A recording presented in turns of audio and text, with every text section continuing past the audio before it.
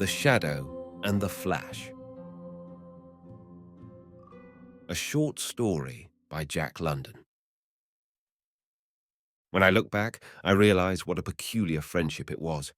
First, there was Lloyd Inwood, tall, slender, and finely knit, nervous and dark. And then Paul Ticklawn, tall, slender, and finely knit, nervous and blonde. Each was the replica of the other in everything except color. Lloyd's eyes were black, Paul's were blue. Under stress of excitement, the blood coursed olive in the face of Lloyd, crimson in the face of Paul. But outside this matter of colouring, they were as like as two peas. Both were high-strung, prone to excessive tension and endurance, and they lived at concert pitch. But there was a trio involved in this remarkable friendship, and the third was short and fat and chunky and lazy, and loath to say it was I. Paul and Lloyd seemed born to rivalry with each other, and I to be peacemaker between them. We grew up together, the three of us, and full often have I received the angry blows each intended for the other. They were always competing, striving to outdo each other, and when entered upon some such struggle, there was no limit either to their endeavours or passions. This intense spirit of rivalry obtained in their studies and their games. If Paul memorized one canto of Marmion, Lloyd memorized two cantos. Paul came back with 3, and Lloyd again with 4, till each knew the whole poem by heart. I remember an incident that occurred at the swimming hole, an incident tragically significant of the life struggle between them. The boys had a game of diving to the bottom of a 10-foot pool and holding on by submerged roots to see who could stay under the longest. Paul and Lloyd allowed themselves to be bantered into making the descent together. When I saw their faces, set and determined, disappear in the water as they sank swiftly down, I felt a foreboding of something dreadful. The moments sped, the ripples died away, the face of the pool grew placid and untroubled, and neither black nor golden head broke surface in quest of air. We above grew anxious. The longest record of the longest-winded boy had been exceeded, and still there was no sign. Air bubbles trickled slowly upward, showing that the breath had been expelled from their lungs, and after that the bubbles ceased to trickle upward. Each second became interminable, and, unable longer to endure the suspense, I plunged into the water.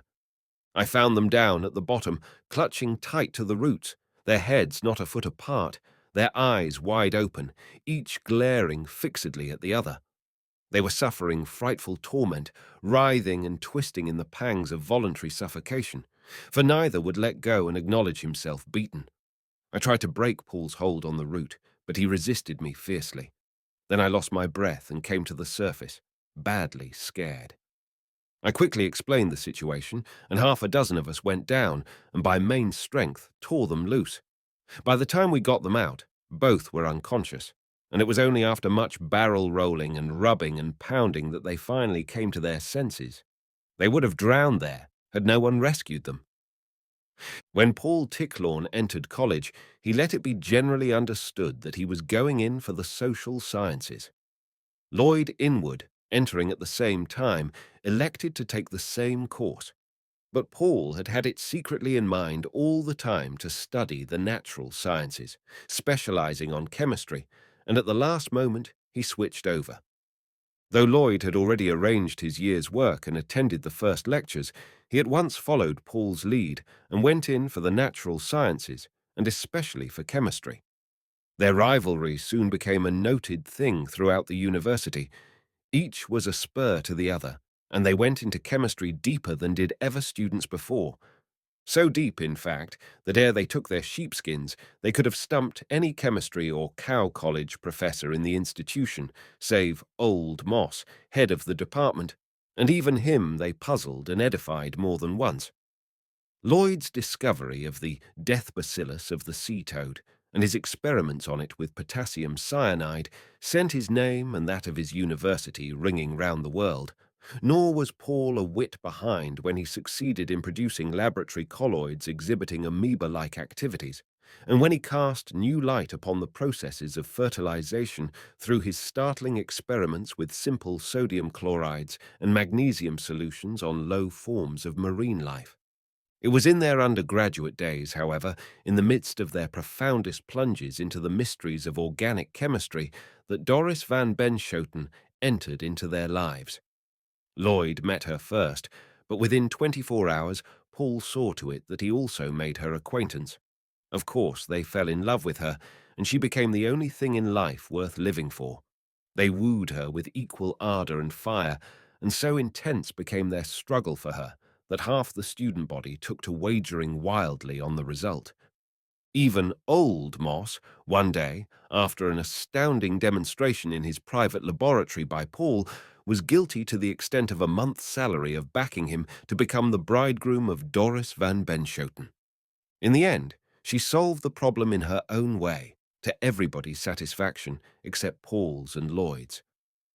Getting them together, she said that she really could not choose between them because she loved them both equally well, and that, unfortunately, since polyandry was not permitted in the United States, she would be compelled to forego the honor and happiness of marrying either of them. Each blamed the other for this lamentable outcome, and the bitterness between them grew more bitter. But things came to a head enough. It was at my home, after they had taken their degrees and dropped out of the world's sight, that the beginning of the end came to pass. Both were men of means, with little inclination and no necessity for professional life. My friendship and their mutual animosity were the two things that linked them in any way together.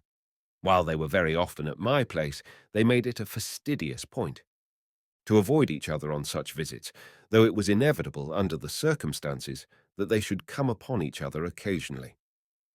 On the day I have in recollection, Paul Ticklorn had been mooning all morning in my study over a current scientific review. This left me free to my own affairs, and I was out among my roses when Lloyd Inwood arrived, clipping and pruning and tacking the climbers on the porch with my mouth full of nails, and Lloyd following me about and lending a hand now and again. We fell to discussing the mythical race of invisible people, that strange and vagrant people the traditions of which have come down to us. Lloyd warmed to the talk in his nervous, jerky fashion, and was soon interrogating the physical properties and possibilities of invisibility. A perfectly black object, he contended, would elude and defy the acutest vision. Color is a sensation, he was saying. It has no objective reality. Without light, we can see neither colors nor objects themselves. All objects are black in the dark, and in the dark it is impossible to see them. If no light strikes upon them, then no light is flung back from them to the eye, and so we have no vision evidence of their being. But we see black objects in daylight, I objected. Very true, he went on warmly, and that is because they are not perfectly black. Were they perfectly black, absolutely black as it were, we could not see them. Aye, not in the blaze of 1,000 suns could we see them. And so I say, with the right pigments, properly compounded, an absolutely black paint could be produced which would render invisible whatever it was applied to. It would be a remarkable discovery, I said non-committally, for the whole thing seemed too fantastic for aught but speculative purposes. Remarkable! Lloyd slapped me on the shoulder. I should say so. Why, old chap, to coat myself with such a paint would be to put the world at my feet. The secrets of kings and courts would be mine, the machinations of diplomats and politicians, the play of stock gamblers, the plans of trusts and corporations. I could keep my hand on the inner pulse of things and become the greatest power in the world. And he broke off shortly, then added, well, I have begun my experiment, and I don't mind telling you that I'm right in line for it. A laugh from the doorway startled us. Paul Ticklorn was standing there, a smile of mockery on his lips. You forget, my dear Lloyd, he said. Forget what? You forget, Paul went on. You forget the shadow. I saw Lloyd's face drop, but he answered sneeringly, I can carry a sunshade, you know. Then he turned suddenly and fiercely upon him. Look here, Paul, you'll keep out of this if you know what's good for you. A rupture seemed imminent, but Paul laughed good-naturedly. I wouldn't lay fingers on your dirty pigments. Succeed beyond your most sanguine expectations, yet you will always fetch up against the shadow. You can't get away from it. Now I shall go on the very opposite tack. In the very nature of my proposition, the shadow will be eliminated. Transparency, ejaculated Lloyd instantly, but it can't be achieved. Oh no, of course not. And Paul shrugged his shoulders and strolled off down the Briar Rose path. This was the beginning of it. Both men attacked the problem with all the tremendous energy for which they were noted, and with a rancour and bitterness that made me tremble for the success of either. Each trusted me to the utmost, and in the long weeks of experimentation that followed, I was made a party to both sides, listening to their theorizings and witnessing their demonstrations. Never, by word or sign, did I convey to either the slightest hint of the other's progress, and they respected me for the seal I put upon my lips. Lloyd Inwood, after prolonged and unintermittent application, when the tension upon his mind and body became too great to bear, had a strange way of obtaining relief. He attended prize fights. It was at one of these brutal exhibitions, whither he had dragged me in order to tell his latest results, that his theory received striking confirmation. "Do you see that red-whiskered man?" he asked, pointing across the ring to the fifth tier of seats on the opposite side. "And do you see the next man to him, the one in the white hat? Well, there is quite a gap between them, is there not?" "Certainly," I answered. "They are a seat apart. The gap is the unoccupied seat." He leaned over to me and spoke seriously. "Between the red-whiskered man and the white-hatted man sits Ben Wasson. You have heard me speak of him. He is the cleverest pugilist of his weight in the country. He is also a Caribbean Negro, full-blooded, and the blackest in the United States. He has on a black overcoat buttoned up. I saw him when he came in and took that seat. As soon as he sat down, he disappeared. Watch closely. He may smile." I was for crossing over to verify Lloyd's statement, but he restrained me. "Wait," he said. I waited and watched till the red-whiskered man turned his head as though addressing the unoccupied seat. And then, in that empty space, I saw the rolling whites of a pair of eyes and the white double crescent of 2 rows of teeth, and for the instant I could make out a Negro's face. But with the passing of the smile his visibility passed, and the chair seemed vacant as before. "Were he perfectly black, you could sit alongside him and not see him," Lloyd said, and I confess the illustration was apt enough to make me well nigh convinced. I visited Lloyd's laboratory a number of times after that, and found him always deep in his search after the absolute black. His experiments covered all sorts of pigments, such as lampblacks, tars, carbonized vegetable matters, soots of oils and fats, and the various carbonized animal substances.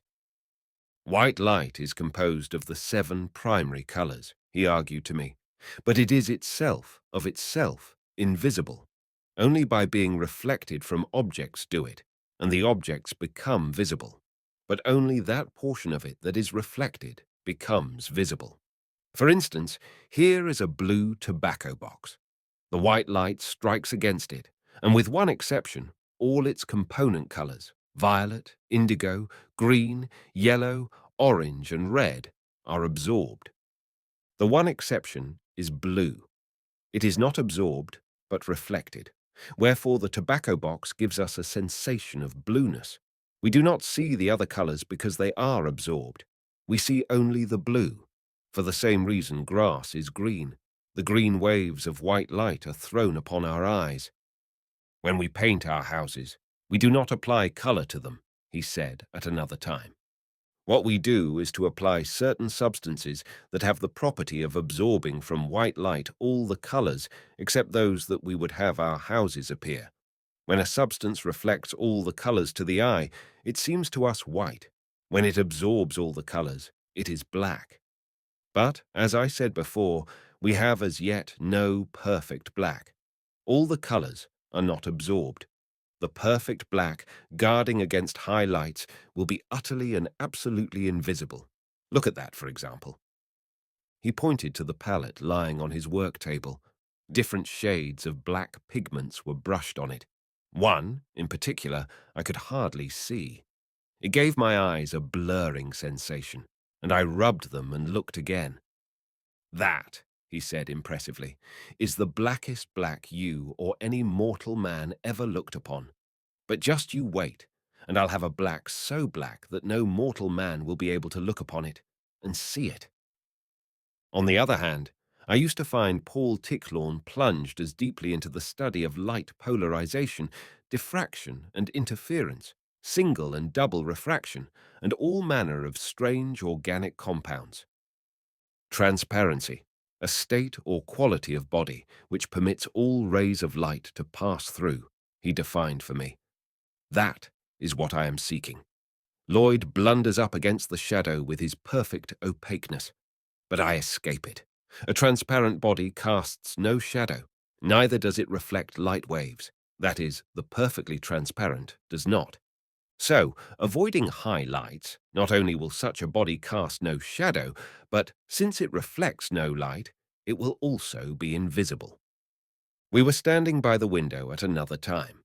Paul was engaged in polishing a number of lenses, which were ranged along the sill. Suddenly, after a pause in the conversation, he said, "Oh, I've dropped a lens. Stick your head out, old man, and see where it went to."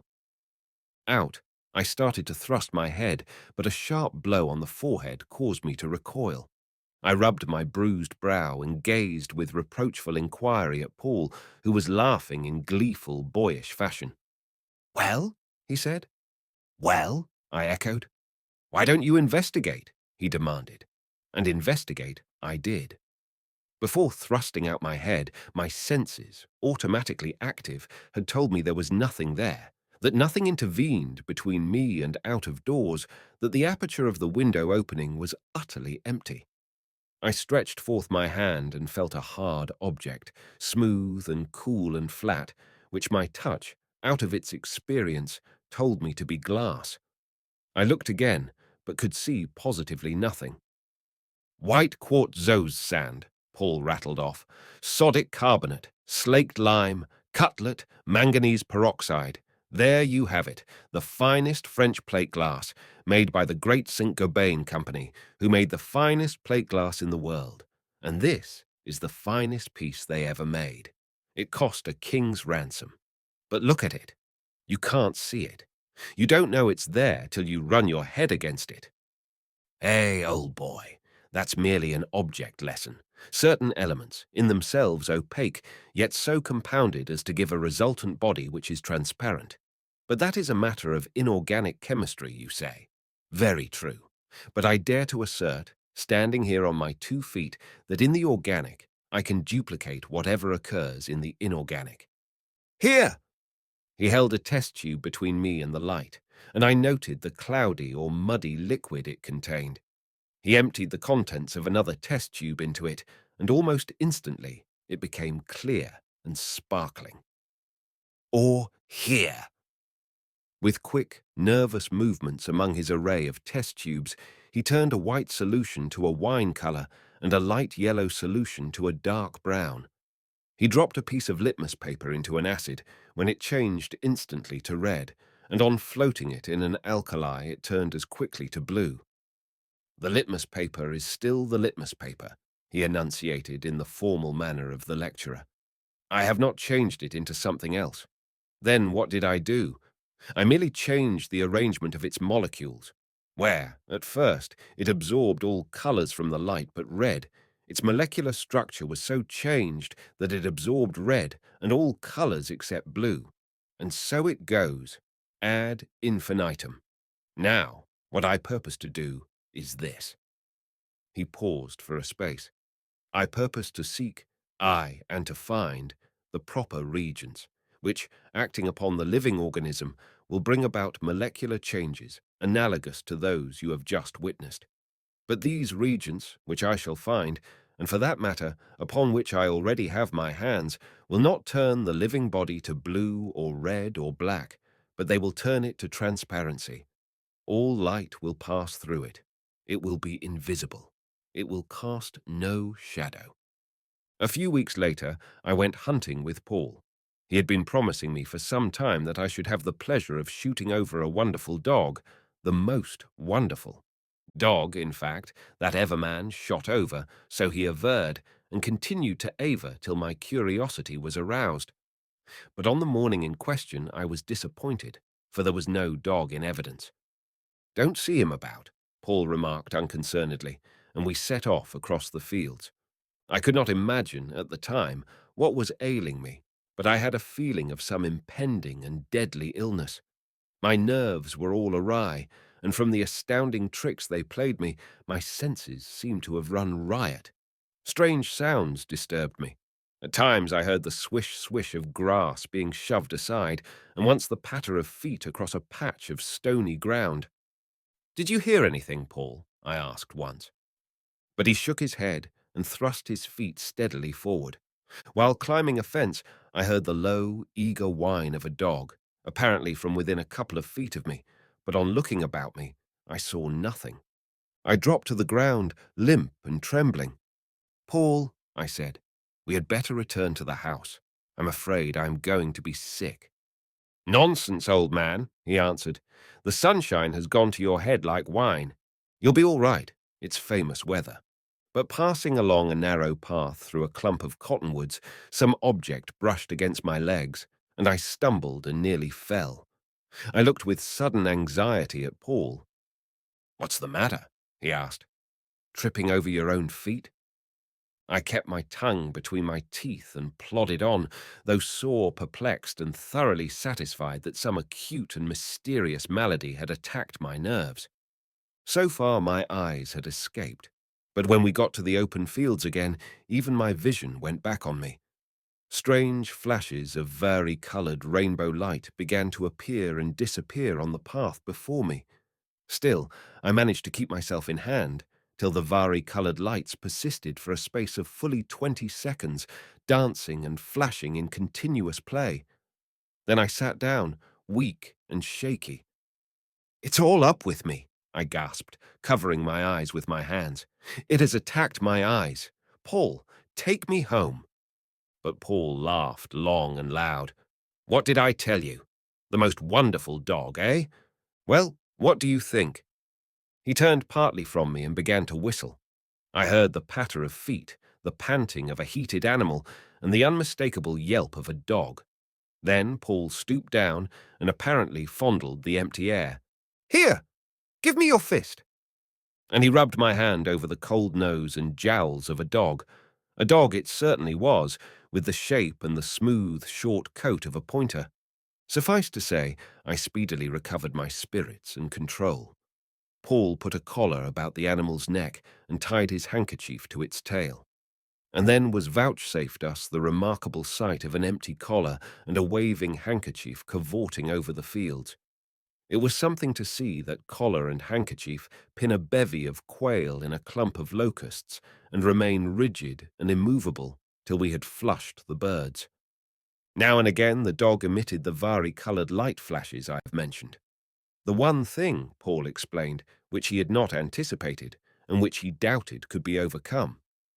"They're a large family," he said. "These sun-dogs, wind-dogs, rainbows, halos, and parhelia. They are produced by refraction of light from mineral and ice crystals, from mist, rain, spray, and no end of things. And I'm afraid they are the penalty I must pay for transparency. I escaped Lloyd's shadow, only to fetch up against the rainbow flash." A couple of days later, before the entrance to Paul's laboratory, I encountered a terrible stench. So overpowering was it that it was easy to discover the source, a mass of putrescent matter on the doorstep, which in general outlines resembled a dog. Paul was startled when he investigated my find. It was his invisible dog, or rather, what had been his invisible dog, for it was now plainly visible. It had been playing about but a few minutes before in all health and strength. Closer examination revealed that the skull had been crushed by some heavy blow. While it was strange that the animal should have been killed, the inexplicable thing was that it should so quickly decay. "The reagents I injected into its system were harmless," Paul explained. Yet they were powerful, and it appears that when death comes, they force practically instantaneous disintegration. Remarkable. Most remarkable. Well, the only thing is not to die. They do not harm so long as one lives. But I do wonder who smashed in that dog's head. Light, however, was thrown upon this when a frightened housemaid brought the news that Gaffer Bedshaw had that very morning, not more than an hour back, gone violently insane, and was strapped down at home in the huntsman's lodge, where he raved of a battle with a ferocious and gigantic beast that he had encountered in the Ticklawn pasture. He claimed that the thing, whatever it was invisible, that with his own eyes he had seen that it was invisible. Wherefore his tearful wife and daughters shook their heads, and wherefore he but waxed the more violent, and the gardener and the coachman tightened the straps by another hole. Nor, while Paul Ticklawn was thus successfully mastering the problem of invisibility, was Lloyd Inwood a whit behind. I went over in answer to a message of his to come and see how he was getting on. Now his laboratory occupied an isolated situation in the midst of his vast grounds. It was built in a pleasant little glade, surrounded on all sides by a dense forest growth, and was to be gained by way of a winding and erratic path. But I have travelled that path so often as to know every foot of it, and conceive my surprise when I came upon the glade and found no laboratory. The quaint shed structure with its red sandstone chimney was not, nor did it look as if it ever had been. There were no signs of ruin, no debris, nothing. I started to walk across what had once been its site. This, I said to myself, should be where the step went up to the door. Barely were the words out of my mouth when I stubbed my toe on some obstacle, pitched forward, and butted my head into something that felt very much like a door. I reached out my hand. It was a door. I found the knob and turned it, and at once, as the door swung inward on its hinges, the whole interior of the laboratory impinged upon my vision. Greeting Lloyd, I closed the door and backed up the path a few paces. I could see nothing of the building. Returning and opening the door, at once all the furniture and every detail of the interior were visible. It was indeed startling, the sudden transition from void to light and form and colour. "What do you think of it, eh?" Lloyd asked, wringing my hand. "I slapped a couple of coats of absolute black on the outside yesterday afternoon to see how it worked. How's your head? You bumped it pretty solidly, I imagine." "Never mind that," he interrupted my congratulations. "I've something better for you to do." While he talked, he began to strip, and when he stood naked before me, he thrust a pot and brush into my hand and said, "Here, give me a coat of this." It was an oily, shellac-like stuff, which spread quickly and easily over the skin and dried immediately. "Merely preliminary and precautionary," he explained when I had finished, "but now for the real stuff." I picked up another pot he indicated and glanced inside, but could see nothing. "It's empty," I said. "Stick your finger in it." I obeyed and was aware of a sensation of cool moistness. On withdrawing my hand, I glanced at the forefinger, the one I had immersed, but it had disappeared. I moved and knew from the alternate tension and relaxation of the muscles that I moved it, but it defied my sense of sight. To all appearances, I had been shorn of a finger, nor could I get any visual impression of it till I extended it under the skylight and saw its shadow plainly blotted on the floor. Lloyd chuckled. "Now spread it on and keep your eyes open." I dipped the brush into the seemingly empty pot and gave him a long stroke across his chest. With the passage of the brush, the living flesh disappeared from beneath. I covered his right leg, and he was a one-legged man defying all laws of gravitation. And so, stroke by stroke, member by member, I painted Lloyd Inwood into nothingness. It was a creepy experience, and I was glad when naught remained in sight but his burning black eyes, poised apparently unsupported in mid-air. "I have a refined and harmless solution for them," he said. "A fine spray with an airbrush, and presto, I am not." This deftly accomplished, he said, "Now I shall move about, And do you tell me what sensations you experience? In the first place, I cannot see you, I said, and I could hear his gleeful laugh from the midst of the emptiness. Of course, I continued, you cannot escape your shadow, but that was to be expected. When you pass between my eye and an object, the object disappears. But so unusual and incomprehensible is its disappearance that it seems to me as though my eyes had blurred. When you move rapidly, I experience a bewildering succession of blurs. The blurring sensation makes my eyes ache and my brain tired. Have you any other warnings of my presence? He asked. No and yes, I answered. When you are near me, I have feelings similar to those produced by dank warehouses, gloomy crypts, and deep mines. And as sailors feel the loom of the land on dark nights, so I think I feel the loom of your body, but it is all very vague and intangible. Long we talked that last morning in his laboratory, and when I turned to go, he put his unseen hand in mine with nervous grip and said, Now I shall conquer the world. And I could not dare to tell him of Paul Tichelawn's equal success. At home, I found a note from Paul asking me to come up immediately, and it was high noon when I came spinning up the driveway on my wheel. Paul called me from the tennis court, and I dismounted and went over. But the court was empty. As I stood there, gaping, open-mouthed, a tennis ball struck me on the arm, and as I turned about, another whizzed past my ear. For aught I could see of my assailant, they came whirling at me from out of space, and right well was I peppered with them. But when the balls already flung at me began to come back for a second whack, I realized the situation.